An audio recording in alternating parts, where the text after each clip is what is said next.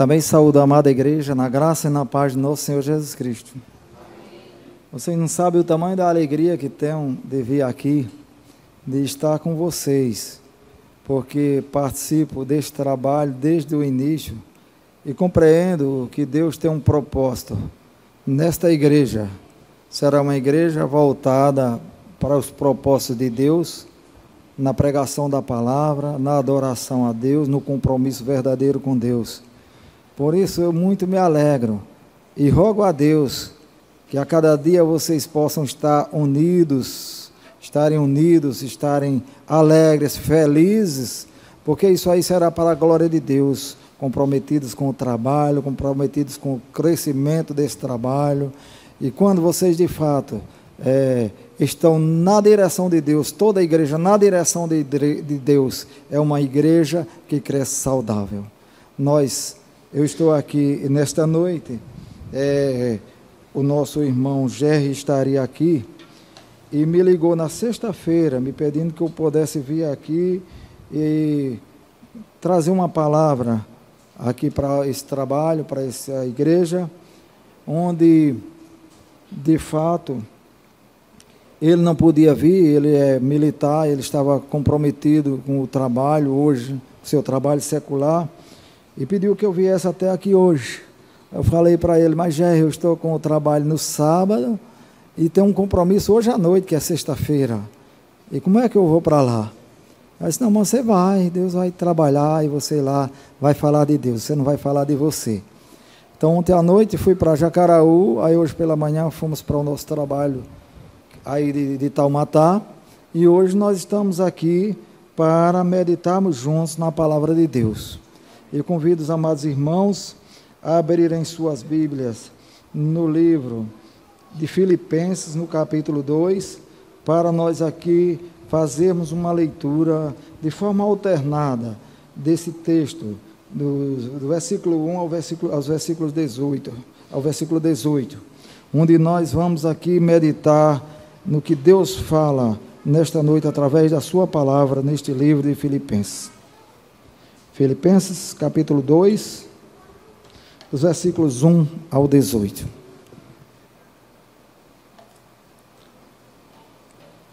Vamos ler de forma alternada. Se há, pois, alguma exortação em Cristo, alguma consolação de amor, alguma comunhão do Espírito, se há, entretanto, afetos e misericórdias,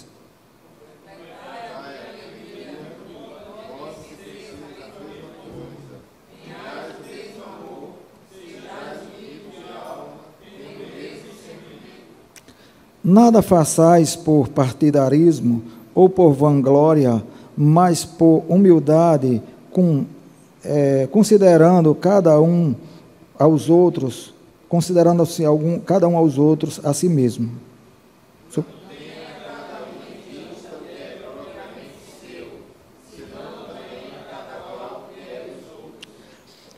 Tendo o mesmo sentimento que houve também em Cristo Jesus.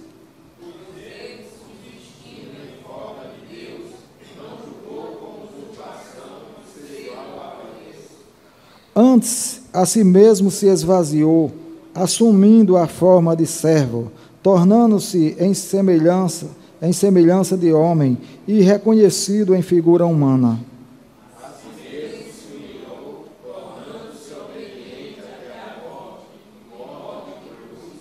Pelo que também Deus exaltou sobremaneira e lhe deu o nome que está acima de todo nome.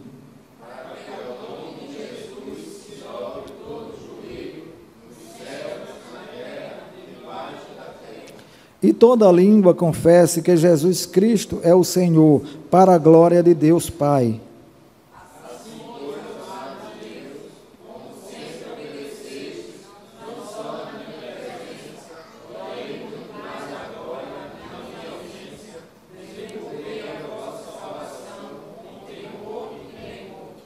Porque Deus é quem efetua em vós tanto o querer como o realizar, segundo a sua boa vontade.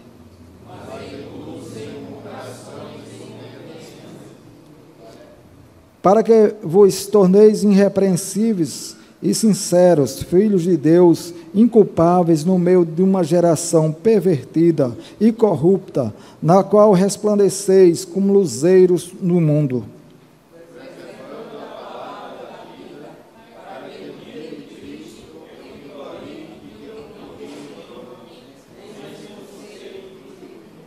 Entretanto, mesmo que seja eu oferecido por libação sobre o sacrifício e serviço da vossa fé, alegre-me com todos vós, me congratulo.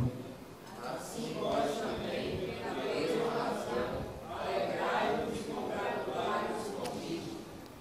Pai, nós louvamos o teu nome, Senhor, e nos alegramos, ó Deus, porque o Senhor está conosco. Nos alegramos, ó Deus, porque fomos chamados, ó Deus, para render graças, glórias a Ti, ó Deus, porque Tu és o único Deus, é aquele a quem, ó Deus, chama os Teus servos, é aquele a quem usa, aquele a quem prepara, aquele a quem capacita, e capacita, ó Deus, para que Teu nome seja glorificado. Nós Te pedimos, ó Deus, que o Espírito Santo possa, ó Deus, trabalhar em nossas vidas nesta noite, através da Tua palavra, ó Deus, que venhamos compreender, ó Deus, que nós somos Seus servos e devemos ser instruídos por Ti, ó Deus, para que possamos ser cooperadores na Tua obra. Te clamamos, ó Deus, que assim como o Teu servo Paulo, ele trabalhou, ele cooperou para Ti, ó Deus, ele foi um exemplo de plantador de igreja, um exemplo de servo, a qual mostrou até o dia de seu sacrifício, que de fato andaria no seu caminho e com convicção de que a vida eterna seria de fato a grande vitória em sua vida, ó Pai. Possamos, ó Deus, ser nós também nos dias de hoje, servos, ó Deus, que anda corretamente na Tua direção, que faz a Sua santa vontade, que obedece a Tua palavra e que não teme, ó Deus, as coisas deste mundo, mas pelo contrário, combate as coisas erradas, combate, ó Deus, as coisas que não são agradáveis a Ti, ó Deus, em nome do Senhor Jesus, trabalha em nosso coração e nos abençoa em nome de Jesus, amém. Meus amados irmãos, nós vivemos uma época agora onde de fato não compensa a gente muitas vezes ligar uma TV para assistir uma notícia, porque todas as notícias que nós assistimos são voltadas para crimes, voltadas para roubos, né? A nossa política está deixando tanto a desejar, nos desestimula até de nós termos uma confiança neles mesmos, nos desestimula a de fato nós até votarmos, vamos dizer assim, mas Deus de fato muitas vezes permite que determinadas coisas assim aconteçam para nós dependermos mais dEle, para nós andarmos mais na direção dEle, para nós fazermos mais a vontade dEle, para nós compreendermos que Ele é quem é o Senhor de nossas vidas, que nós não podemos esperar em homens, como Ele diz propriamente, maldito o homem que confia em homens. Nós precisamos compreender que nós somos servos de Deus e fomos chamados exatamente para testemunharmos da grandeza de Deus em nossas vidas. Nós fomos chamados para proclamarmos o Evangelho, proclamarmos a verdade, sem nos preocupar de fato com as nossas necessidades. Ele nos diz na sua palavra que Ele já providencia todas as coisas. Quando nós olhamos para o livro de Mateus, no capítulo 6, quando ele vai falar de ansiedade, ele nos diz que nós não devemos nos preocupar com o dia de amanhã, nós devemos nos preocupar com o hoje, porque para o dia basta o seu próprio mal, porque Ele de fato já tem providenciado para nós o nosso sustento, é só nós trabalharmos, já tem preparado para nós as nossas vestes, Ele tem tudo preparado para nós, tem preparado para nós coisas muito melhores do que tudo isso, coisas muito mais importantes para a nossa vida do que isso aí. Talvez para muita gente as coisas mais importantes sejam o estudo, uma formatura. Isso é muito importante, é bonito, né? Temos um filho ou uma filha formado ou formada, isso é muito bom, é muito importante. É muito importante nós termos objetos de nossas necessidades. É muito importante nós termos tudo aquilo quanto nós precisamos, mas nós precisamos de compreender que há coisas melhores para nossas vidas, há bem maior para nós, de fato, cultivarmos, do que cultivarmos os bens terrenos, porque há um bem a qual nós precisamos cultivar e devemos cultivar, que é o maior de todos os bens, que é o bem celestial. E a esse, meus amados irmãos, Deus nos deu, sem nós merecermos. A sua palavra nos mostra, no livro de Efésios, no capítulo 2, que nós somos salvos pela graça dele. Nós não tínhamos merecimento de salvação, mas ele nos deu. E como isso chegou até a nós? Chegou porque alguém se preocupou com as nossas vidas e nos ensinou que há um caminho, a vida após a morte, e que nós precisamos, de fato, olhar para Jesus Cristo, que esta providência, ela veio através dele, que ele, de fato, pagou um preço, a qual nós não podíamos pagar, e, de fato, hoje, nós fomos contemplados com a salvação. Então, nós recebemos a salvação por intermédio da palavra, da fé em Jesus Cristo, do sacrifício de Jesus Cristo na cruz. Então, nós precisamos compreender que, se nós assim recebemos, nós também devemos trabalhar esta questão. A questão a trabalharmos numa das áreas da igreja que é tão importante e tão necessária, que é a área de evangelização. Nós compreendemos que a igreja do Senhor tem 4 áreas que ela precisa ser trabalhada com bastante atenção, que é a área da edificação da igreja, a área de evangelização, a área de adoração, mas também a providência também social, né? Nos preocuparmos também com a área social. E nestas áreas, meus amados irmãos, nós precisamos de uma vida, de fato, comprometida com Deus, com muito compromisso, com muita submissão a Deus, compreendendo que não está em nós, de fato, esse poder, esta capacidade, mas Deus é quem nos prepara, Deus é quem capacita a cada um de nós, para nós de fato trabalharmos nesta área. E quando nós olhamos para esse texto, o texto de Filipenses, nós podemos ver aqui que Paulo se preocupa com a igreja a qual ele mesmo plantou, uma igreja que não foi fácil para ele plantar. Se nós olharmos para o dia de hoje, é fácil para nós trabalharmos para o Senhor, porque nós temos muitas facilidades, nós não temos, vamos dizer assim, rejeições praticamente. As pessoas rejeitam a Cristo, mas não rejeitam a você. Se você chegar ali e falar, pregar o evangelho para uma pessoa, claro que no momento adequado nós não podemos pregar em todos os momentos. A palavra de Deus também nos diz que nós não devemos jogar pérola aos porcos. Há momentos que nós não devemos chegar, de fato, quando de fato está uma situação ali que nós não podemos, mas nós devemos orar ao Senhor e Ele vai nos dirigir, nos instruir e preparar para aquele momento que nós vamos pregar a sua palavra. Paulo aqui vai chamar a atenção do povo de Filipos. Esta época a qual Paulo escreve estas cartas de Filipenses, era uma época que Paulo estava preso, mas preso, Paulo mostrou que ele estava algemado, mas o evangelho do Senhor Jesus não estava algemado, ele estava ali preso, mas a palavra de Deus, ela seria pregada, mesmo ele ali no cárcere. Ele mandava as cartas para essas igrejas, e na época ele estando preso ali, sacrificado de fato, por amor a Deus, por amor ao Evangelho, mas o Evangelho do Senhor era pregado, era propagado. Então Paulo nos faz lembrar aqui nessas cartas de Filipenses, quando, por exemplo, lá no livro de Atos, no capítulo 16, 3 grandes milagres aconteceram ali por intermédio da pregação, onde de fato ali foi salva uma mulher que era comerciante, né, por nome de Lídia, e ali pela pregação do Evangelho, aquela mulher foi alcançada.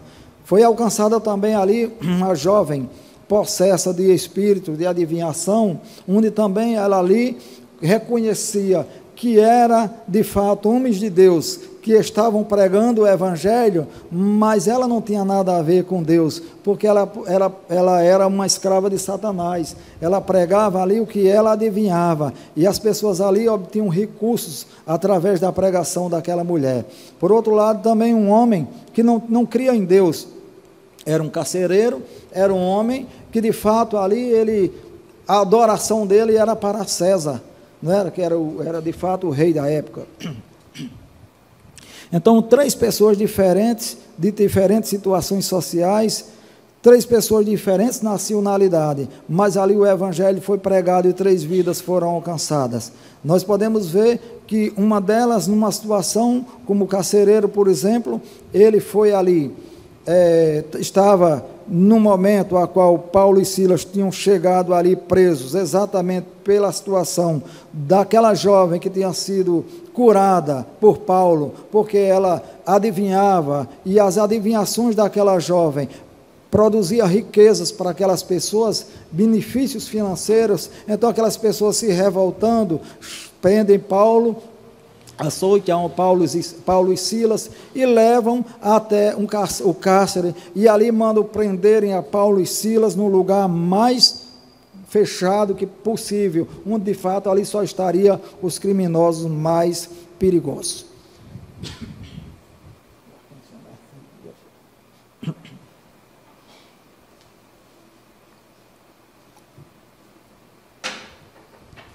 Então ali acontece o grande milagre, e nós podemos ver, meus amados irmãos, que quando nós nos submetemos à vontade de Deus, Deus trabalha em nossas vidas, e as coisas acontecem mediante a vontade de Deus.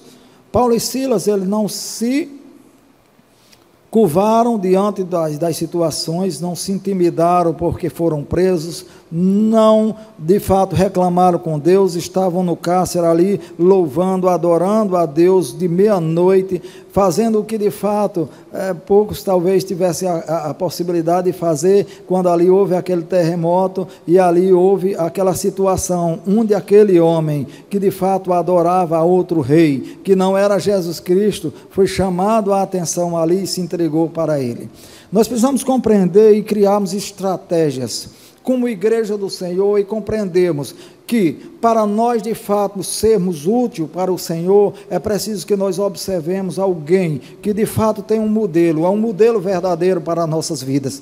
Talvez a gente se preocupe muito, olhando para alguns modelos aí fora, não é? Onde de fato nós queremos, às vezes na profissão, na área que nós estamos de fato escolhendo para a nossa vida secular, nós temos como exemplos para nossas vidas, mas de fato, nós como cristãos não devemos apelar para este lado, e pelo contrário, nós olharmos para quem de fato é o verdadeiro Senhor, aquele a qual é verdadeiro modelo para nossas vidas, aquele a quem de fato adorou ao Pai em tudo o que fez, foi obediente ao Pai em todas as coisas. Quando nós olhamos para esse texto, nós observamos aqui, nos versículos 5 por diante, que Paulo aqui vai mostrar que Jesus Cristo, de fato, é este modelo, ao qual nós devemos observar, que ele era rei, mas ele se submeteu à vontade do Pai, fazendo ali a vontade do Pai, sendo rei, mas se tornando homem, se humilhando,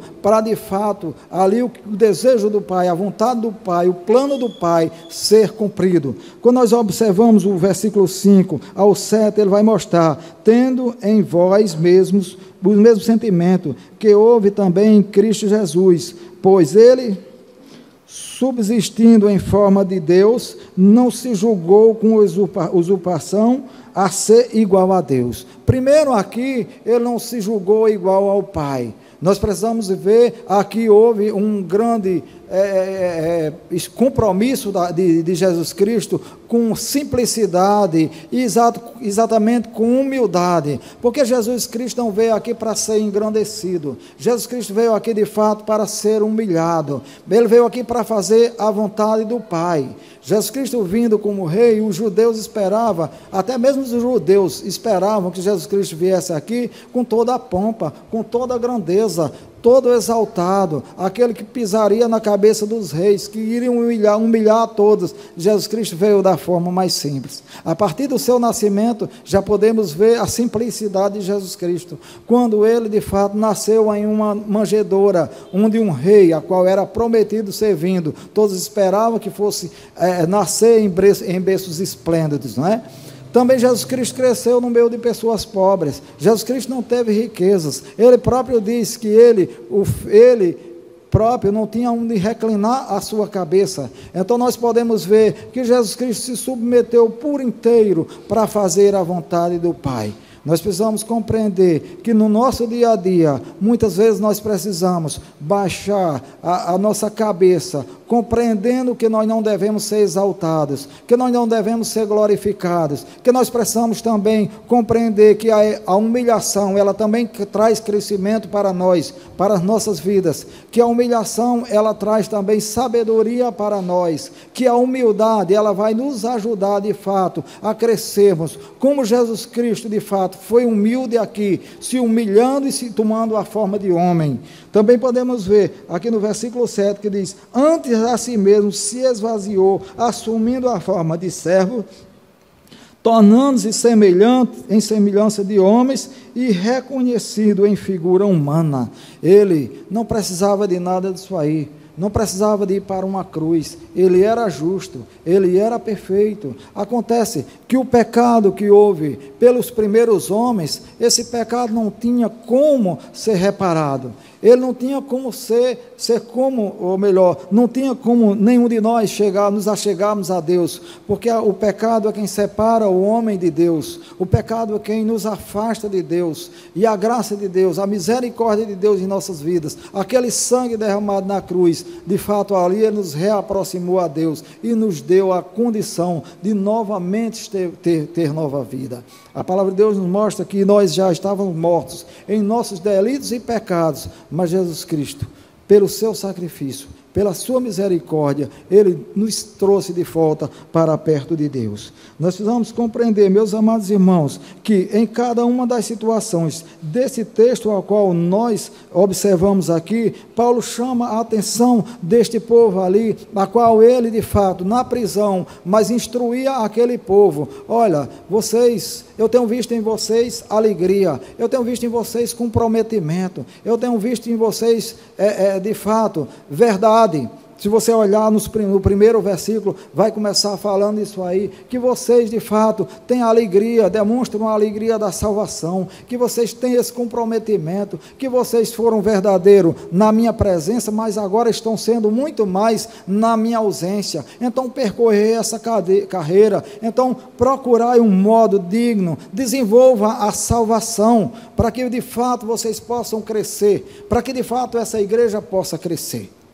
Nós precisamos nos dispor, ou nos submetermos à vontade de Deus. Nós fomos chamados, meus amados irmãos, para pregarmos o Evangelho do Reino de Deus, para falarmos para as pessoas, para darmos testemunho para as pessoas daquele que está em nós, que Jesus Cristo, ele faz a grande diferença em nossas vidas, que ele de fato nos deu nova vida, que a vida a qual ele nos deu é uma vida transformada, a qual nós vivíamos uma vida do velho homem, a qual nós vivíamos de maneira, vamos dizer assim, devoluta, até porque nós não compreendíamos, ou não conhecíamos, ou não tínhamos sido manifestada a graça de Deus em nossas vidas.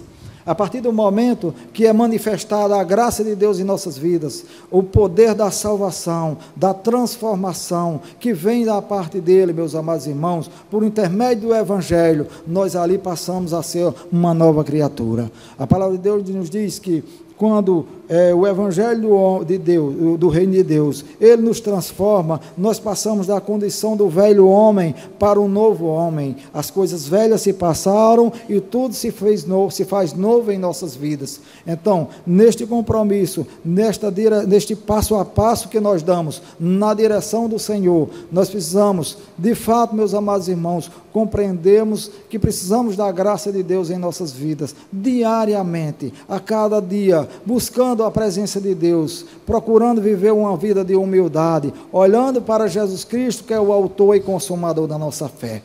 Hoje as igrejas passam por grandes dificuldades, porque muitas vezes nós queremos estar numa igreja onde nós temos o conforto e temos a atenção das pessoas, e temos a admiração das pessoas, mas muitas vezes na hora das lutas nós queremos fugir. Muitas vezes nós não compreendemos que Deus coloca de fato mentes diferentes para que haja união, amor e comprometimento, onde de fato nós vamos crescer espiritualmente exatamente com a diferença de nossos irmãos. Nós não fomos chamados para viver uma vida de bonança e de facilidades aqui. Jesus Cristo disse: olha, no mundo tereis aflição, Então nós vamos ter aflição dentro da igreja do Senhor também.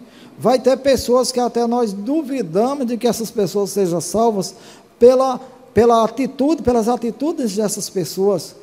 Mas não somos nós quem vamos julgar. É Deus quem vai julgar. E Deus muitas vezes nos chama a atenção de uma situação para que a gente venha se prevenir, para que a gente venha a compreender que nós precisamos da graça e da misericórdia de Deus, para a gente aprender que devemos trabalhar com aquela pessoa também, que devemos orar por aquela pessoa, ter uma preocupação na edificação daquela vida, onde de fato esta vida, ela pode ser, de fato, andar por caminhos mais tortuosos, se nós de fato nos negarmos para essas pessoas, virar as costas para essas pessoas. De fato, quando nós compreendemos o Evangelho do Reino de Deus, nós compreendemos que nós precisamos negar a nós mesmos.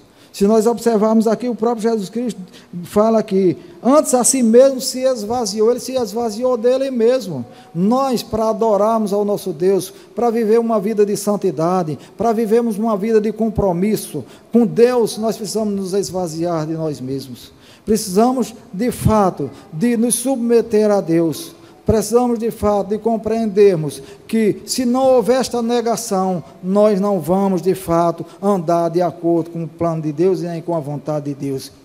Jesus Cristo, no Evangelho de Marcos, no capítulo 8, versículo 34, Jesus, no seu ministério, onde ele andava, era grande a multidão que acompanhava ele. E aquela multidão seguia Jesus, porque ali Jesus operava seus grandes milagres. Então, pessoas ali têm alguns problemas, um com a mão ressequida, outro cego, outro com o espírito de demônio, cada um com seus problemas, e a intenção daquele povo, de fato, não era de um compromisso com Deus, com um compromisso com Jesus Cristo. E Jesus Cristo se volta para eles, e Jesus Cristo diz: se alguém quer vir após mim, negue-se a si mesmo, tome a sua cruz e siga-me. Se nós de fato não olharmos para a cruz de Jesus Cristo, se nós de fato não olharmos dentro da igreja, para Jesus Cristo, que é o autor e consumador da nossa fé, é aquele que de fato efetua em nossas vidas tanto o querer como o realizar, nós não vamos de fato ser perseverantes, nós vamos estar tropeçando, nós vamos estar fraquejando, nós vamos estar por tudo no mundo desistindo da igreja, vamos estar desistindo das nossas amizades, da nossa relação pessoal, da nossa relação com Deus, porque muitas vezes a gente vê uma pessoa quando chega logo convertida no primeiro amor, os primeiros bancos a qual essas pessoas sentam são na frente, mas quando ela de fato não tem compreendido o Evangelho, ela vai mudando de banco, vai voltando, depois elas estão no último banco. Não estou falando de quem está nos últimos bancos esteja nessa situação, mas eu quero dizer, as pessoas fracas na fé podem compreender. Então, nós precisamos compreender que o primeiro amor, o amor do Evangelho de Deus, o amor a qual nós fomos transformados, nós devemos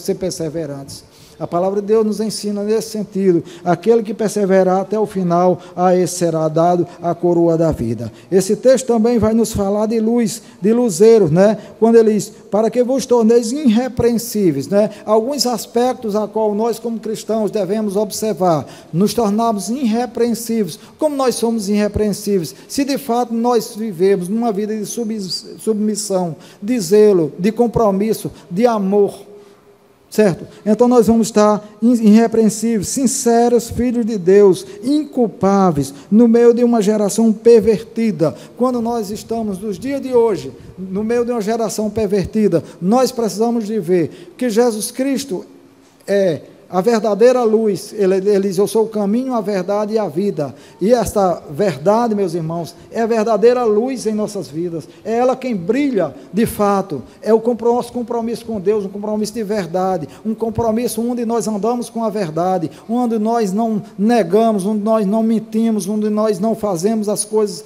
que fazíamos quando não conhecíamos a Ele. Então Ele nos diz que nós devemos fazer o quê? Andarmos como luzeiros no mundo. Esta luz deve brilhar. Nós podemos observar que durante toda a área territorial de Sapé, se vocês colocarem uma luz do tamanho de um fósforo, estando tudo aceso, esta luz vai brilhar no meio de toda a escuridão, e vocês de um lugar vão ver que ali existe uma luz. Assim é a verdade, assim é a palavra de Deus, uma palavra transformadora, uma palavra que tem poder de transformar as nossas vidas. Às vezes nós compreendemos, olha, eu já sou um homem bom.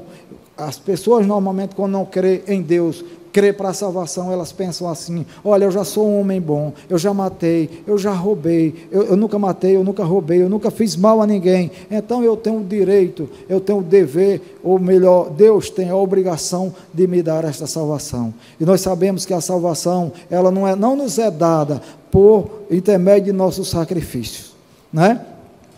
Hoje, por exemplo, quantas pessoas passaram aqui nessa frente com um ramo? Porque hoje é um domingo de Ramos.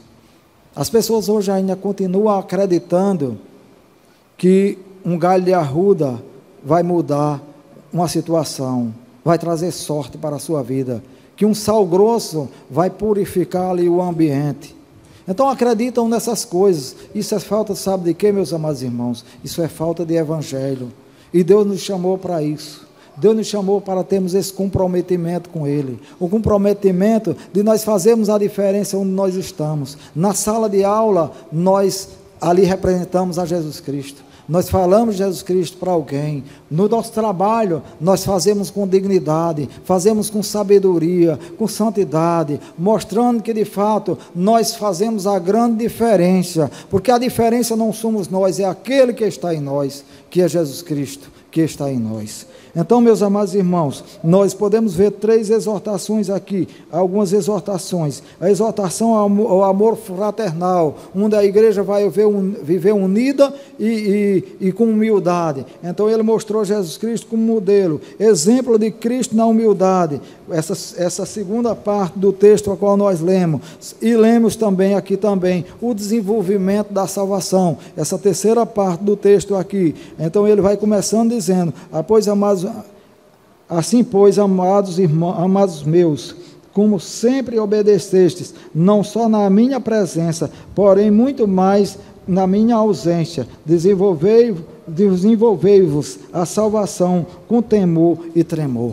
Ele nos mostra aqui, Paulo mostra aqui, que não só ele pregava o evangelho, como ele também tinha era comprometido com aquele povo. Ele não só plantava igrejas, mas ele se preocupava com aquela igreja. Ele voltava àquela igreja, ele ensinava para aquela igreja, ele doutrinava aquela igreja, ele mostrava que aquela igreja deveria ser uma igreja corajosa. Se nós observarmos lá no livro de Timóteo, 2 Timóteo, com capítulo 2, Paulo está instruindo ali a Timóteo. Timóteo ainda bem jovem, mas era um jovem que se preocupava de fato com a palavra. Não era filho de pais crentes, apenas a avó de Timóteo era uma mulher crente. Mas essa mulher, ela se comprometeu a levar Timóteo de fato ali para conhecer a palavra de Deus. E levou Timóteo para estudar num colégio, de fato, no colégio a qual ensinava a palavra de Deus, de descendência judaica. E ali, de fato, Timóteo cresceu. E quando Timóteo está se formando ali, antes de ter a imposição de mãos, Paulo diz para Timóteo: olha, Timóteo, saiba de uma coisa, que você vai precisar de ser um homem paciente, vai precisar de ser um homem perseverante, vai precisar de ser um homem confiante, de pulso forte. Aqui nesta igreja você é muito jovem ainda, certamente você vai de fato tomar de conta de uma igreja onde este rebanho tem pessoas aqui já com maturidade, então você vai enfrentar algumas situações, mas você confia em Deus e tenha a convicção de que Ele não tem nos dado o espírito de covardia. Então, ele estava dizendo a Paulo: olha, Paulo, em todas as circunstâncias aí você seja perseverante, esteja confiante em Deus, seja um homem instruído, seja um homem consciente, seja um homem que de fato trabalha e anda na direção de Deus, porque isso aí, de fato, Ele vai lhe abençoar e Ele vai a cada momento mais lhe levar a você ser um homem forte, a qual você pode administrar esse povo. O versículo 14, ele diz: fazei tudo sem murmuração nem contendas. Está nos mostrando, meus amados irmãos, que de fato as situações a qual nós passamos, nem sempre nós estamos bem financeiramente, nem sempre nós estamos bem em outras situações, e quando ele diz assim, fazei tudo sem murmuração, é porque nós vivamos mais na dependência de Deus, onde Deus, o Evangelho de Deus, o Evangelho e o Reino de Deus, nos mostra que em primeiro lugar, a salvação deve ser cultivada, nós devemos de fato esperar no Senhor, aprendemos a ser paciente nele, e aprendemos a ser perseverantes. Por isso Paulo instrui a toda esta igreja, a igreja de Filipenses, ele ali mostra que mesmo na prisão, mas ele não ali de fato se resguardou ou calou a sua boca. Nós não podemos calar a nossa boca, nós não podemos fugir desta realidade, precisamos ter amor, comprometimento com o reino de Deus, fazemos a grande diferença. Eu vejo, a palavra de Deus nos diz que a todo aquele a que o Espírito Santo convence, a esse ele dá um dom, conforme a necessidade da igreja. Eu posso observar aqui que tem pessoas que cantam maravilhosamente bem, isso para a glória de Deus. Tem pessoas que tocam bem, tem pessoas que têm bastante compromisso, são comprometidas com a obra do Senhor, comprometidas com o ensino, com o zelo na obra do Senhor. Então, quando nós nos unimos nesse sentido, meus amados irmãos, a igreja do Senhor, ela vai crescer, e não há nada que venha a separar essa igreja, porque se nós de fato não olharmos para Jesus Cristo, nós vamos começar a ficar vulneráveis às coisas, vamos começar a criar partidos dentro da igreja, a criar divisões dentro da igreja, e a palavra de Deus nos diz que um reino dividido não subsistirá. Precisamos viver unidos, em união, em comunhão, perseverantes, compreendendo que quando de fato tem havido uma situação entre nós, nós procuramos tratar aquela situação com humildade, porque de fato ali nós estamos agradando a Deus, e nós estamos quebrando aquela barreira da inimizade e da divisão, para que o diabo ele não venha se meter no meio da igreja, para que a igreja seja cada dia mais fortalecida, para que o nome do Senhor seja cada dia engrandecido e glorificado. Tenho muita admiração por esse trabalho, e creio no nome de Jesus, que Deus vai trabalhar aqui grandemente. Só apenas deem as mãos, cultivem a salvação de cada um de vocês, se submetam à vontade de Deus, com fé, com amor, com zelo, com temor a Deus, mas com união. Cada momento que observarem que uma situação está acontecendo, feche seus olhos, dobre seus joelhos, ore a Deus, apresenta a igreja do Senhor. Uma igreja que cresce unida, é uma igreja que trabalha com esses 4 propósitos: propósito de edificação, propósito de evangelização, de adoração, mas de preocupação social. Que Deus possa abençoar cada um de vocês, em nome do Senhor Jesus. Amém.